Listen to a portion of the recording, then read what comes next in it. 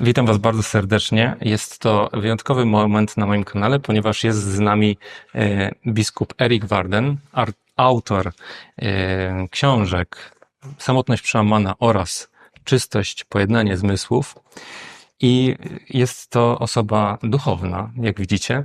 Jest Norwegiem. I have idea to speak with you in Norwegian, because I'm a very ambitious man, but I noticed that the only phrase I know is ikke fra koncentrat. Do you know this? Yeah. What does it mean? It means that whatever product you're eating is made from real ingredients, Okay. not from an artificial mixture. Okay. So I realize it will be not too much to talk with you. It would certainly orient our discussion. Yes, yes. The first question is quite obvious, but maybe no. Co to jest czystość? Bo czystość wielu ludziom kojarzy się z nie wykonywaniem czynności seksualnych, po prostu brak seksu. Czy naprawdę o to chodzi w czystości? Chastity, I would say, is about the opposite. It is about releasing the flavor of life and growing to full human maturity. And chastity isn't fundamentally about not doing, not being, not thinking this or that. It is about becoming, and it is about realizing human potential. The word, as you point out, has largely become an entirely useless word because it's so laden with negative associations and so laden with a weight of hypocrisy and mortification and ruined lives that most people simply wouldn't want to hear it. But it is an important Christian word, it's an important liturgical word, and it's also an important cultural word.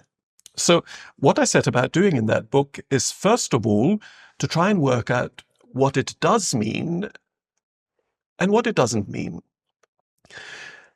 And that's why I found it very interesting to follow the history of the word, to read its biography, if you like.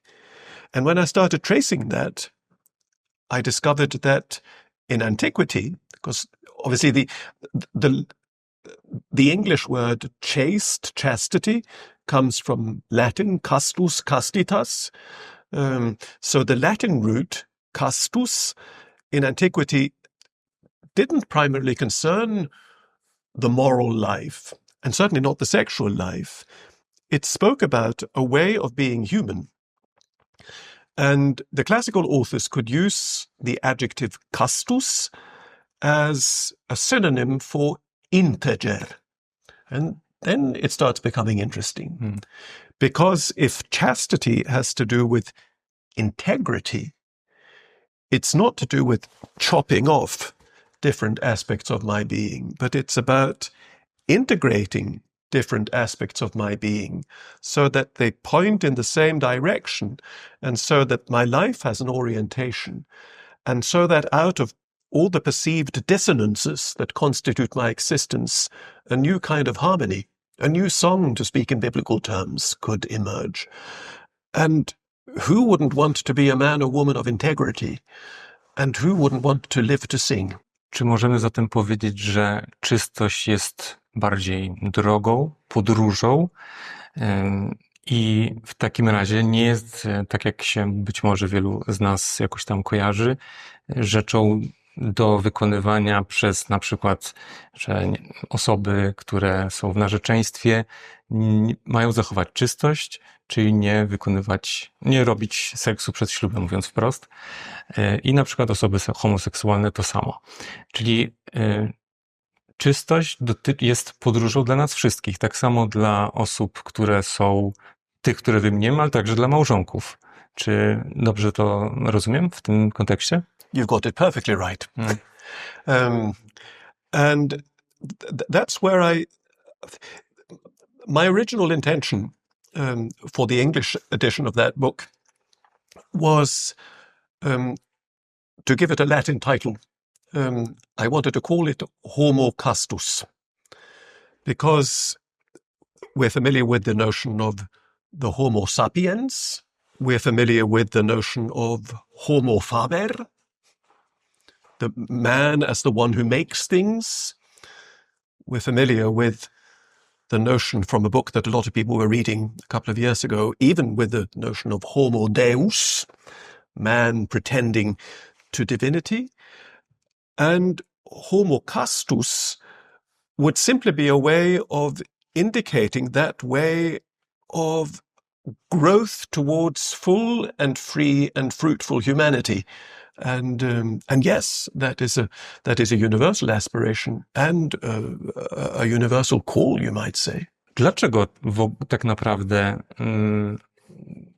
tylko w ramach małżeństwa zarezerwowane jest właśnie no po prostu wypełnianie, uprawianie seksu, mówiąc wprost? Dlaczego osoby właśnie, które są przed tym stanem, nie mogą tego zrobić? Jest to grzechem. Jak to właśnie Kościół argumentuje? W swojej książce mówi ksiądz biskup o porządku. Czy to jest klucz do rozwiązania, odpowiedzi na moje pytanie? Okay, so the two parts to the question. I have problem with making sure. So, from a biblical point of view, if you will permit, we have to take this in order to answer your question. Okay, I've got to anticipate it. Feel free. In the first few chapters of the first book of the Bible, we read that it is not good for man to be alone. Mm-hmm. And we have in a wonderful poetic image a representation of Adam sitting, welcoming a procession of all the created order. All the animals are brought before him by God so that he can name them. So Adam is the human being, Adam, made from Adama, which is the Hebrew for fruitful earth, the earth creature. Adam is the being endowed with the word, with logos, who is capable of articulating creation. But that is not enough for him. He's not satisfied. We read earlier in Genesis that man is created in the image of God to be like God. That is to say that in a biblical view, the human being is by definition not self-sufficient. To be a human being is to transcend myself towards the divine, in whose image I'm made, in order to fulfill my iconic nature.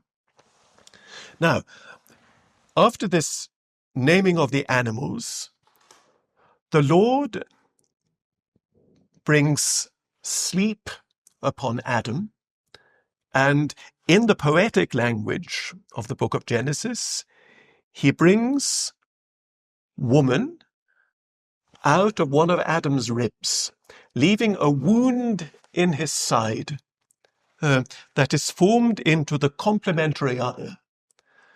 And when Adam awakens from his sleep and sees the woman, the Hebrew for man is ish, the Hebrew for woman is isha. And when Ish sees isha, he says, hooray, at last, here is the significant other who complements me. So the Bible presents the human being and the human being made in the image of God as a being with two aspects, a male aspect and a female aspect. And the two are made to meet, to be one, in order to complement and fulfill one another, but also, and that is the fundamental point of the nuptial covenant, to be fruitful, to pass on the gift of life and to enable this God-imagedness to remain present creatively on earth and thereby to fulfill a divine intention, a divine commandment. And ultimately, that is where the Church's teaching on sexuality is rooted. That sexuality is to do with the nuptial covenant of man and woman for a purpose of completion and as an expression of self-giving love with a view to generating new life. And those are the criteria that Scripture gives and that tradition passes on that define what the purpose and finality of human sexuality is. And that is why the Church says, using fairly austere language, that this is the rightly ordered form of human sexuality. Anyone who's lived in a human body for any length of time and has grown up in one, and anyone who's known other people, who's engaged with literature, art, history, knows that human sexuality isn't always ordered. That is linked in scriptural terms to another fundamental and important and mysterious reality introduced early on in Genesis, which is the tragedy and the wound of sin. Sin, in biblical terms, being not first and foremost a burden of guilt, but a misinformation, a going off the straight path, exactly. A missing the point. And we're all prone to that. And because human sexuality touches a level in us which is so profound and so vulnerable, any misstep in that area can be very painful. It can have exultant moments, but it can also be very painful. And so the Church invites us to rediscover the right order, not simply in order to make us follow a rule, but in order to teach us what it is to live well and happily and in a way that thrives and enables thriving. Czy nie uważa ksiądz biskup, że w Kościele trochę za mało właśnie komunikujemy o tym, że czystość to jest właśnie pewnego rodzaju coś więcej niż nieuprawianie seksu? I mówię to o konkretnych grupach społecznych, jak na przykład nastolatkowie, którzy, no powiedzmy, mają 12 lat i no nie mogą wziąć ślubu, żeby w cudzysłowie legalnie uprawiać seks. Czy jeśli chodzi o osoby, które są singlami, które nie mogą sobie znaleźć kogoś bliskiego, że za mało, czy nie za mało mówimy o czystości dla nich, żeby seksualność, która jest czymś więcej niż tylko uprawianiem seksu, była w ich życiu życiodajna właśnie, a nie odbierała pewnego rodzaju żywotności, prowadziła do skamienienia i zblokowania wielu uczuć. I absolutely agree. I couldn't agree more, and that's why I wrote the book, to try and blow some dust off this word, which, as we said initially, has become a restrictive, a boring, an embarrassing word, and to inquire whether it might not actually have something to say to us now, which is life-giving and joyful. And one of the, just to speak autobiographically, one of the extraordinary things I've experienced in these last couple of years since I first wrote the book, and it's now been translated into a number of languages, is to find myself time and again with auditoria full of young people in different countries, different cultural contexts, different continents, and finding that they are extremely interested in these questions, and that some of the resonances of the notion of chastity that I try to bring out in that book do strike a chord with the world of today. So absolutely, I think we have here a rather unmined resource that we need to make more of. Dopytam o jeszcze kwestię wstydu, bo wstyd może być czymś, co chroni życie, a czymś, co je w jakiś sposób zabija, jakieś takie paraliżujące poczucie winy. Jak tutaj odnaleźć prawdziwe, życiodajne, chroniące nasze życie pojęcie wstydu? A good question. And you do well to point out the double aspect of shame, rather like fear. Fear is a positive thing if it keeps me away from danger. I'm in a place where an earthquake begins, and I run away from there because I'm frightened and I don't want to be swallowed up by the earth. In that respect, fear is positive, and is a life enhancing tendency. But when fear paralyzes me and shuts me in myself, then it is negative. I think it is more difficult to see. I mean, shame, in my vocabulary, shame, it's difficult to find the positive side of shame. If we pair it with another word like modesty, and if you interpret shame in that respect as wanting to preserve a certain decency, a certain integrity of appearance, not to be not to make oneself into an object of abuse. If that's what you think of as the positive aspect of shame, I agree. It can have that shame, but I certainly in English you would tend to use another word, modesty perhaps.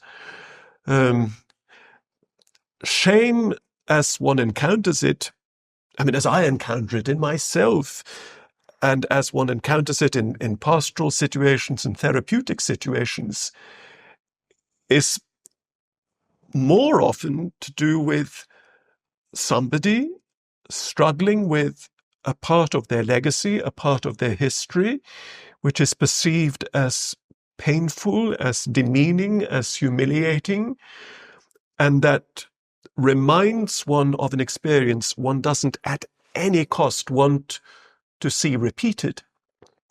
And that reminds one of a certain wound, an existential wound, or even a physical wound that at any price one wants to keep invisible to other people. That sort of shame can be very, very crippling. And I think the only remedy for that sort of shame is the experience of being seen for what I am, as what I am, with everything I carry, without being rejected or dismissed or scorned or spat upon. And that takes us back to the notion of chastity, and particularly to the notion of chaste seeing, because to see chastely, as I try to develop in the book, is precisely that ability to look upon others in that way, with everything they carry, everything they represent, and yet not to reduce them to their wound or to their guilt or to their pain, but to see all that within an optic of mercy and to see it within an optic of hope, recognizing within everything that may be tangled and disordered and painful and wound up, a potential for beauty and flourishing and love. And if someone can see me like that, in my chaos, in my mess, encountering that gaze from another, may actually give me the courage to see myself with new eyes and begin to overcome my shame. Zapytałem o wstyd także dlatego, bo znam wiele historii ludzi wierzących, katolików, którzy właśnie przez to stare pojęcie czystości, jako zakaz, ban właśnie, spotykają się z trudem oddzielenia tego, że coś, co kiedyś było złe, zakazane, właśnie nieczyste, seksualność, zło, grzech i tak dalej, nagle ma być źródłem ich radości, przyjemności i tak dalej. I właśnie są stłumieni, zblokowani i mają trudność z jakimś takim odblokowaniem, odczuwaniem wręcz nawet przyjemności, bo wpadają od razu poczucie winy. Przyjemność kojarzy się z poczuciem winy i zadam w ten sposób pytanie, jak sobie można z tym poradzić i czy jakąś odpowiedzią nie jest na to film i nowela Uczta Babet, bo wiem, że z książki, że ksiądz biskup jest fanem i erudytą wręcz kulturalnym, więc być może to jest też jakiś klucz. It's a favorite movie of Pope Francis.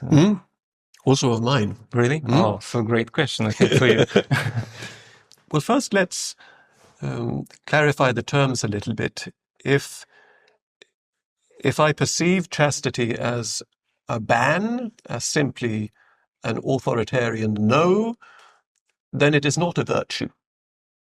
And what I've tried to do in the book is precisely to begin to redeem chastity in that way, to release it from that interpretation which is far too rigid, and to emphasize that chastity, rightly understood, and the way the Church understands it in her teaching and in her liturgy, not least, it's very interesting to see how the word castus, castitas is used in liturgical texts as a way precisely of indicating an entire existence.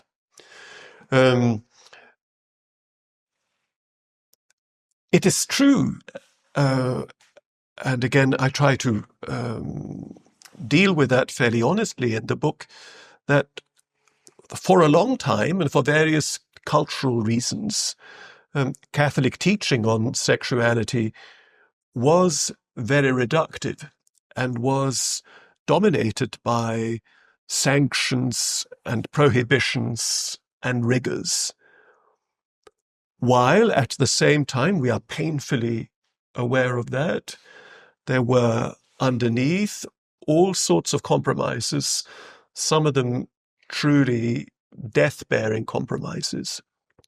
So we have a legacy there to deal with honestly. And what we must try to do is to recapture a sane notion of what it means for the human being to be embodied, and thereby to be a sexual being. That is a theological task, it's an anthropological task, and it's also a task of immense social relevance at a time like ours, when pornography has an extraordinary reach and reduces many people's lives to an imprisoned misery. And when at the same time, desire through the media, through virtual possibilities in terms of artificial intelligence that we don't really yet understand, we don't know where they will go, but we find more and more people, as it were, channeling their sexuality through the virtual. And in that context, the Christian can say a truly revolutionary and life-giving and life-enhancing word about reclaiming sexuality for the human heart and for the flesh in a way which is free and pure and well-ordered in that sense.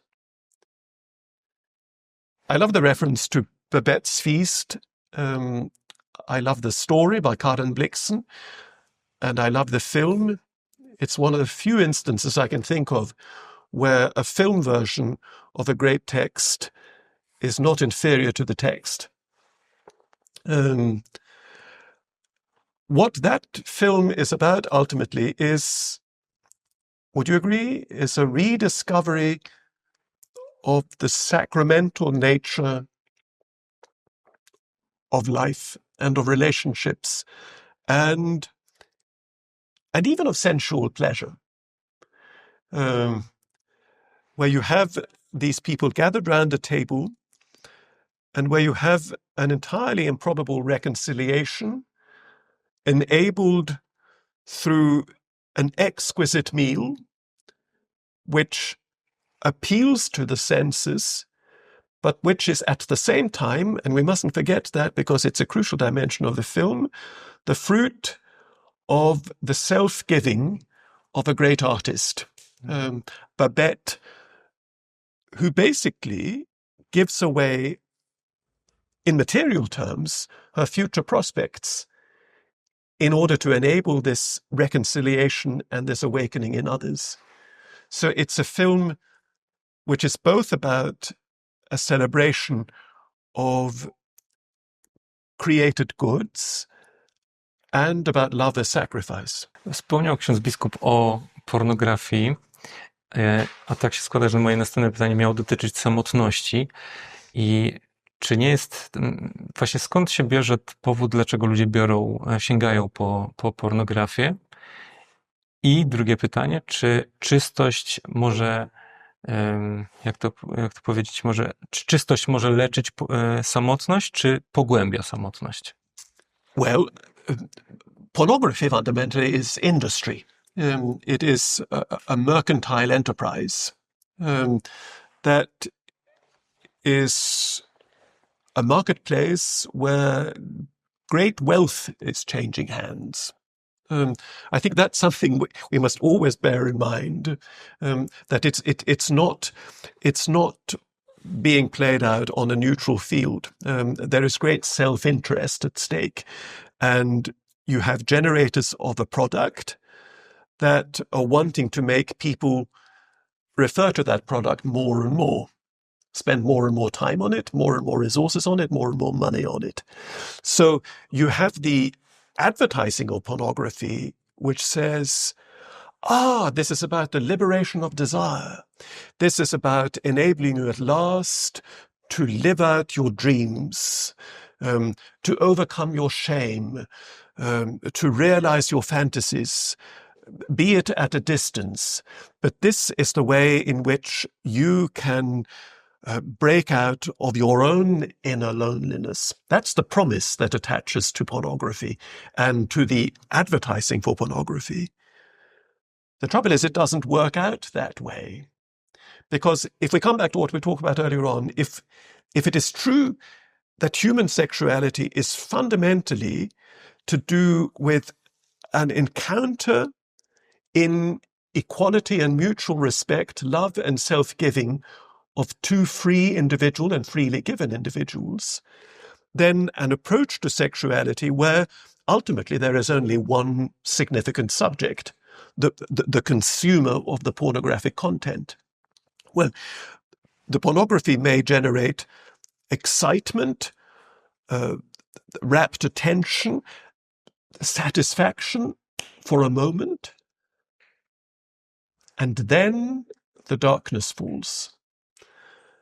And I mean, sociologists, psychologists, pastors all have the same observation to make about pornography, that it is to an ever-increasing degree representative of a complex of addiction that draws people in more and more and keeps them imprisoned precisely because they play on the deepest vulnerabilities of human need, human affectivity, of the human heart and the human body. So that is the paradox of a pornographic culture, that it promises liberation, but it produces capture and imprisonment. And I do think that a pedagogy of chastity is an extraordinarily effective remedy in that degree. The pornographic gaze is the exact opposite of the chaste gaze.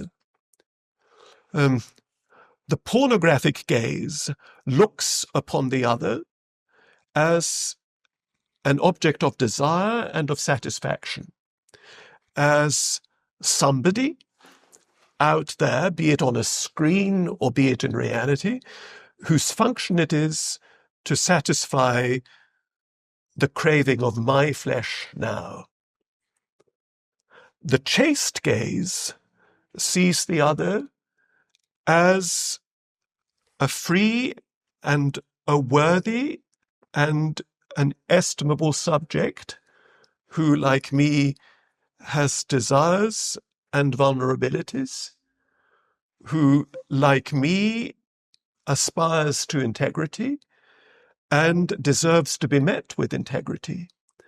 And so the chaste gaze refuses to reduce a human being, a human subject, simply to a plaything of my own fantasy, my own fascination, my own desire, my own hunger and thirst. And insofar as we learn what it is to see in that way and to be seen in that way, that can provide a way out of the pornographic prison. Czym to czyste spojrzenie w relacjach jest? Well, let me set out from a situation that we're all familiar with. I mean, I had this experience not so long ago. Some friends of mine, a young married couple, had a baby, and they came bursting with pride to show me the baby and then put it into my arms, which is always extraordinarily wonderful. And also, you know, when you're a bachelor, terrifying because you think you're going to drop it or hold it in the wrong way or whatever. But you stand there with this little human being in your arms, and it looks straight at you like that, without any complex, without asking anything, without judgment, simply with an extraordinarily benign curiosity and wanting to be seen back. That is the chaste gaze. And the thing is, we have all looked at the world like that at one point. And then the conditioning of life, for most of us, causes us to lose that outlook. And we need to regain it. And that can be quite a hard and an ascetic process. But to look upon someone chastely is to look upon them with realism, without illusions, because illusions are unchaste, without illusions and realistically, and at the same time without fear and without violence. Because if we return for a moment to the contrast of the pornographic gaze, that there is always a degree of violence there, because the other is being used. The chaste gaze is non-violent, and it is capable of seeing another person as that person is in their totality, and yet to hope for them, and to have hope for them, and to love them. And as I said last night, I think for most of us, well, it's very attractive to think of being seen in that way, but it's also deeply troubling, because we so easily have the assumption, or we may even carry the deep conviction, that if anyone would see me for who I actually am, if everyone could see me with everything I carry, with my failures, my compromises, with things I have done and failed to do, if anyone can see how unheroic and how selfish I've been, in summary, if anyone could actually see me as I know myself, they would run away, slam the door, and never come back. But that experience of meeting somebody who can actually see me in that way, which presupposes a familiarity which is built up over time, where I can actually reveal myself. And that experience of being able to stand unmasked before someone, dropping all lies once for all, and yet not to be rejected. And not only that, but still somehow to be respected and loved. And for that person to see in me a potential for growth, maturing, becoming, liberation that I cannot myself see, that can be a deeply transformative experience and may change tracks in my life in a way that is definitive. I na koniec właśnie może zapytam w kontekście tego, jak się nauczyć takiego patrzenia. Ostatni rozdział to jest życie kontemplacyjne. I wiem, że powiedział ksiądz biskup, że to jest proces, ale jak właśnie wejść w ten proces, jak się nauczyć takiego spojrzenia? I think the first stage is to learn to see myself. Because that too is a factor of our life so often, I find, that we hide from ourselves. Augustine says something wonderful in his Confessions. He says, I was hiding behind my own back. And so often we do that. So in order to begin to see others in truth, to see the world in truth, I need to have the courage to see myself in truth. And that means honestly taking account of everything I carry with me. That sort of process is one of the things that monastic formation is very good at provoking. And it's extraordinary how effective it is. And if I talk about that, it's not because I'm saying that only monks and nuns can have that experience, but the example or the paradigm of monastic experience can perhaps give some idea of how we can apply the model in our own lives. Because you come from the busy world out there, you enter the enclosure of the monastery, which is an extremely restricted space, and you find yourself like a little red fish swimming round and round a goldfish bowl. And lots of the sort of stimuli that before you took for granted are no longer there. You no longer have your mobile phone, you no longer watch television or listen to the radio, and you're no longer faced with advertising wherever you turn. And for about 5 minutes, that feels absolutely great. And you feel free and you feel at peace and you think, this is what I was longing for. But then after 5 minutes, you start hearing rumors in your own heart.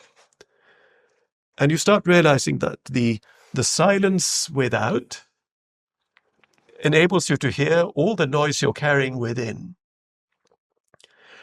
And then you begin remembering. And I think that's a fairly universal experience, that people will spend the first few years in monastic life remembering. The more you begin to live at a certain depth, the more you've got to confront those depths in your own heart. And you realize that you remember much more than you thought you did. There are things you will be glad to remember, happy encounters, happy experiences you thought you'd forgotten. But there would also be things you thought you had forgotten. I think of my own experience. I've always been very fond of films and gone to the cinema a lot. And something I'd never realized before I entered the monastery is how ugliness in films had lodged itself in my memory. Scenes of violence, for instance, that I've never enjoyed, but that are unavoidable in films. And I realized that something violent or ugly that I'd seen in a film 15 years before was still there. So developing the chaste gaze is to do with confronting the darkness I carry within and then surrendering that darkness to the light, giving the memories up one after another, consecrating them to the Lord, trusting, as St. Paul says in his letter to the Ephesians, that anything the light is allowed to shine on becomes light. And the same goes for painful experiences, relationships, affective wounds I may have sustained. Those also are aspects of remembrance that we feel inclined either to hide under the carpet or to just to run away from because they're humiliating, and because the pain of them may have been so intense that we wouldn't want to relive it.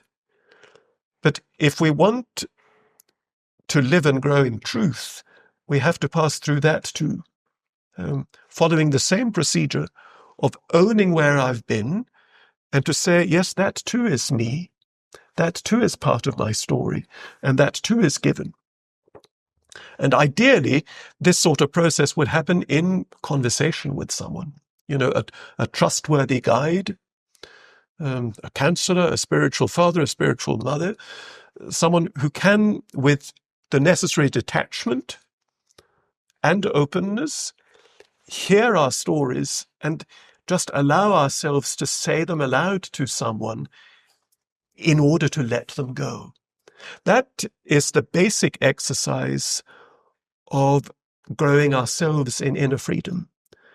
And when we've got used to confronting ourselves at that level, and when we've had the experience that we can actually be seen with all that is in us without being rejected and despised, then we can start being prepared to look upon other people in a new way. And the thing is, the more people out there capable of seeing the world, of seeing other men and women in that way, the more we stand a chance of really transforming our society, transforming the world, transforming the church, and transforming it for good. Thank you for this conversation. I have, to the end, I have a crazy idea. Maybe you tell something to my viewers in Norwegian, and then I tell something in Polish. Ja, men da vil jeg først og fremst bare takke for oppmerksomheten. Det er ikke så ofte man har mulighet til å sitte sånn ved et bord og snakke om ting som er viktige. Så takk for at dere er interessert i viktige ting og gidder å bruke tid på dem. I hope that artificial intelligence will translate it for me. Wam bardzo dziękuję za rozmowę. Kupujcie książki biskupa Vardena, Czystość, pojednanie zmysłów, Najwcześniejsza samotność przełamana. Macie link do obu tych książek w opisie pod filmem i do zobaczenia w następnym odcinku. Dzięki Wam za wysłuchanie. Polecam Wam naprawdę bardzo te książki. Dziękuję wydawnictwu W Drodze, które umożliwiło mi przeprowadzenie tego wywiadu. I dziękuję Wam, patroni kochani, wspierający, dzięki którym mogę taki kanał prowadzić i mogę go rozwijać. Jeżeli chciałbyś może się dołączyć do tego grona, chciałbyś, żebym kontynuował swoją pracę, to możesz to zrobić w opisie. Możesz to zrobić wedle sposobów, które opisałem w opisie pod filmem i w przypiętym komentarzu. Trzymaj się, dzięki.